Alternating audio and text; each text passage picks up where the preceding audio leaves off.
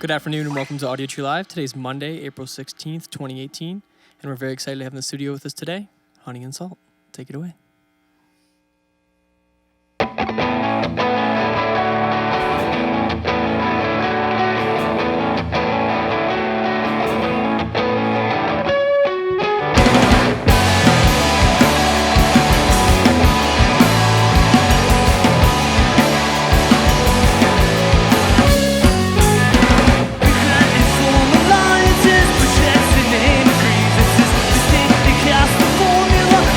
I will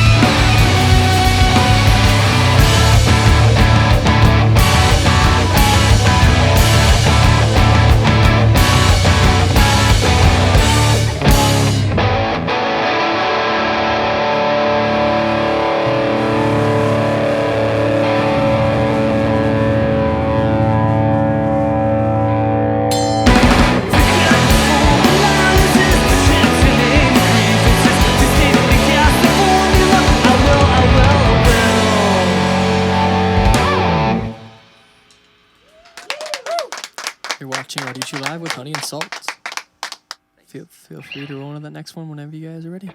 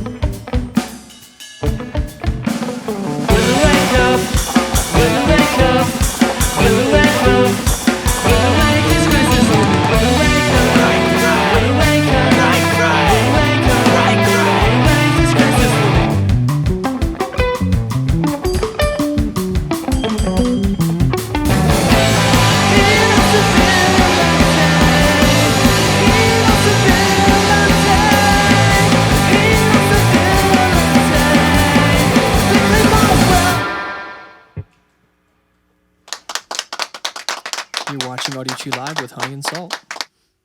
Sounding killer in here. I'm digging it, guys. Thanks. Yeah, no problem.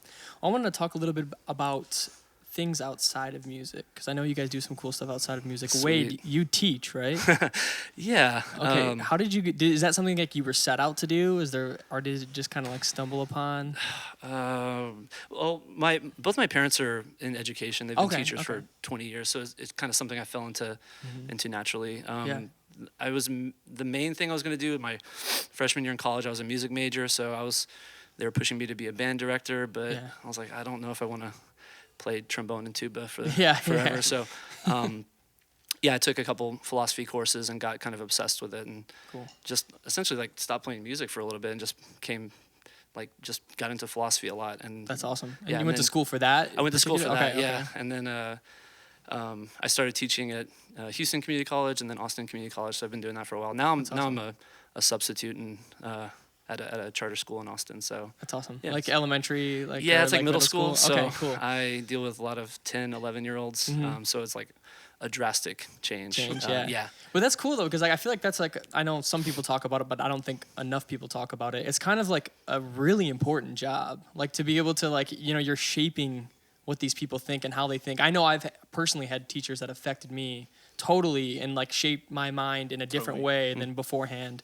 Is there any like moments that you can see that happening, or do you try to like kind of accomplish that? For sure. I mean, we were just talking about this earlier. Austin's kind of a small town in a sense, so I run into not only people like in the music scene, but also just former students, and you know, not to like boast, but they'll come up to me and say, "Oh, you know, your class was so awesome, and it kind of changed my perspective on the world." And that's like, it means a lot. You know, teachers don't get paid like anything, so those little moments like make everything worth it. So.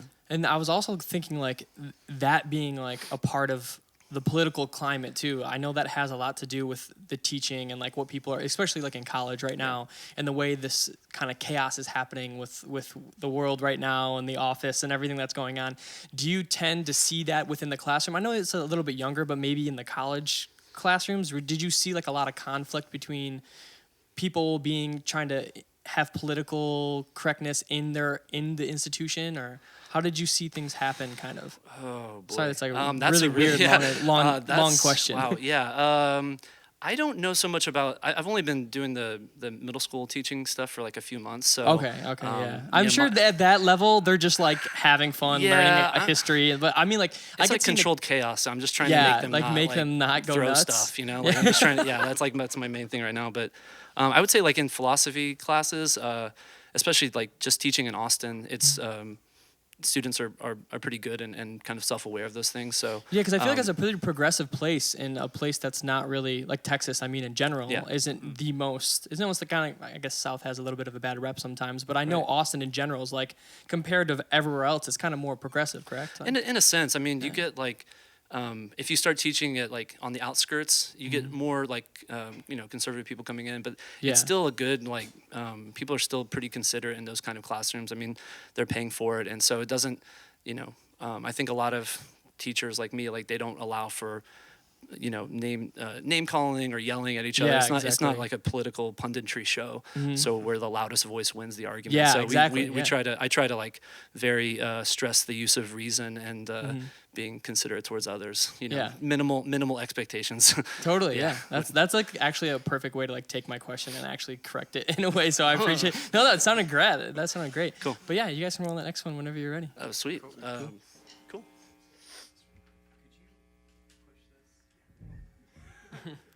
Little technical issue. I played way too hard.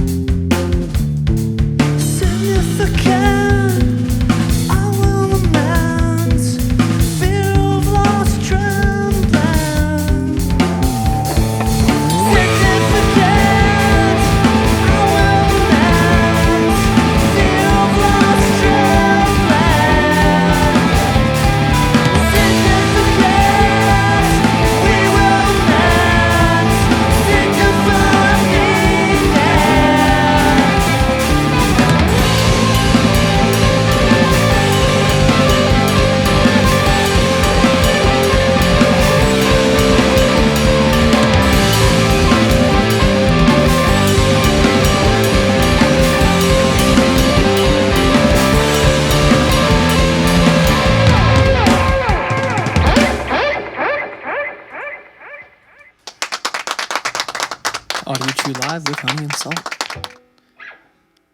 Yeah, whenever you're ready. Mr. Austin, yes, sir. Can you help me again? Because I'm lame. Please. Thank you. All right, ready? Yep.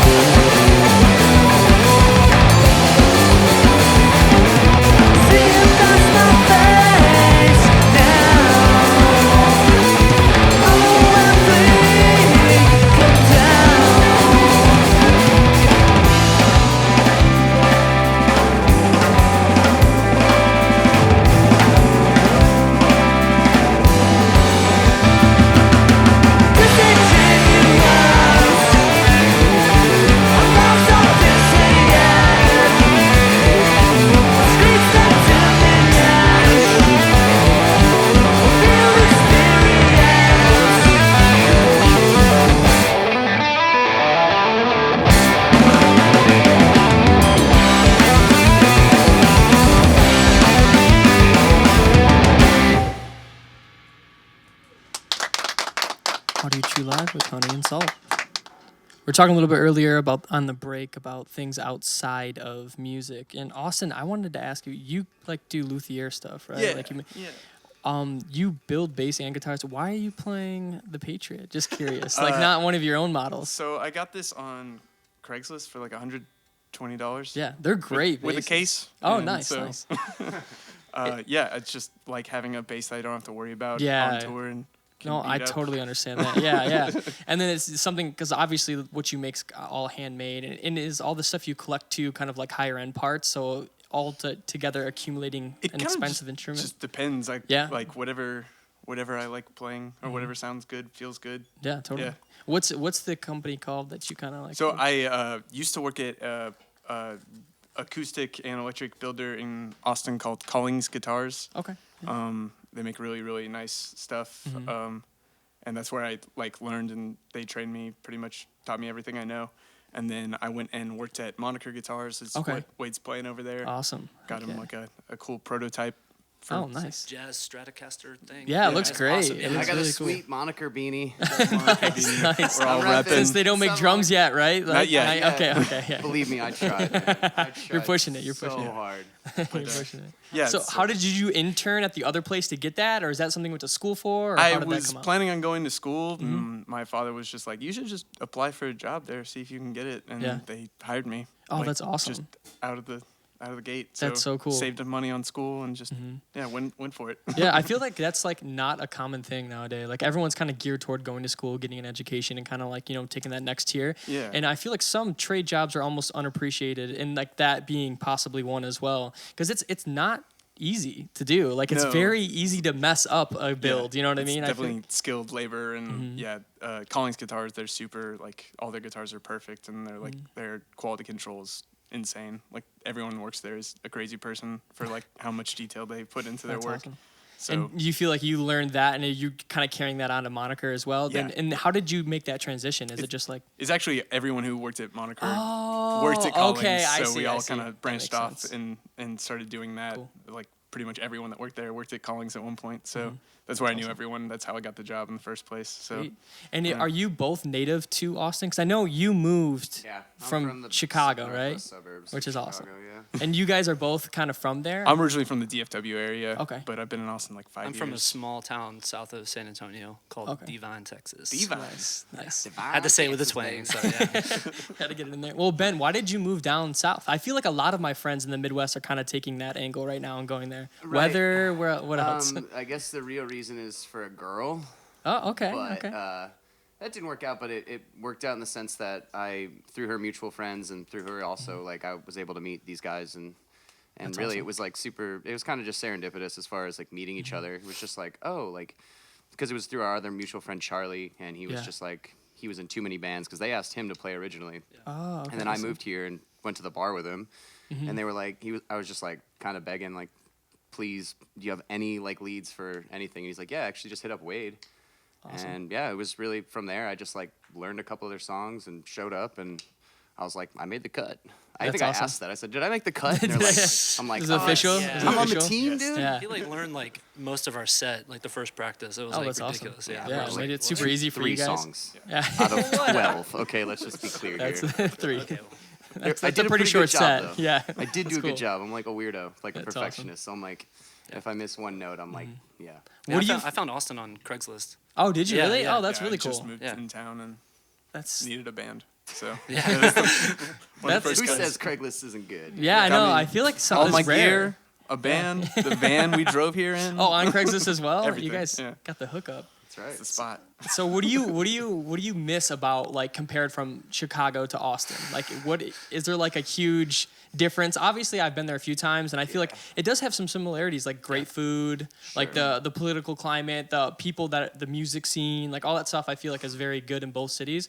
But is there anything in particular you're like, man, I kinda I miss the weather here. I am a Four That's the last Seasons thing I thought. person. Okay. And All right. That's the Chicago- last thing I thought you were gonna say because it's snowing out and it's Oh, I April, love so it. that's I it. am like That's psycho crazy. about the snow. I love it. We're I was not like, about that. Yeah, me but neither.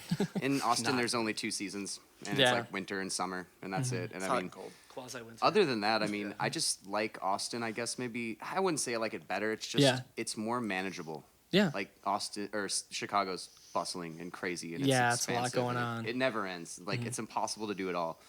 But Austin is cool because you kind of just run into people you met at the bar the other night or the venue or whatever, and everyone's just very closely knit there. It seems like a really nice, warm community of people that are Sweet. like interested in music, but also interested in you as a person. You know what I mean? Yeah, yeah. It's very It's like almost like a accepting. small town, but a city at the Right, same time. Yeah, Yeah, super that's cool. how I always describe it. It's just Yeah. like a little city or like a little neighborhood city. It's weird. I mean, it's changing a lot, but Yeah, I could see that. But there's still like the kind of underlying foundation there. Where like Yeah. there's Cool. still a lot of good people there for sure. Awesome. Great people. Well, I'm man. glad you all connected there. That's Yeah. worked Yeah. out perfectly. Yeah, it really did. You We're can roll on happy. that last one whenever you're ready. Yeah, Cool. thanks for having us. Yeah, no. Yeah, thank you. By the way.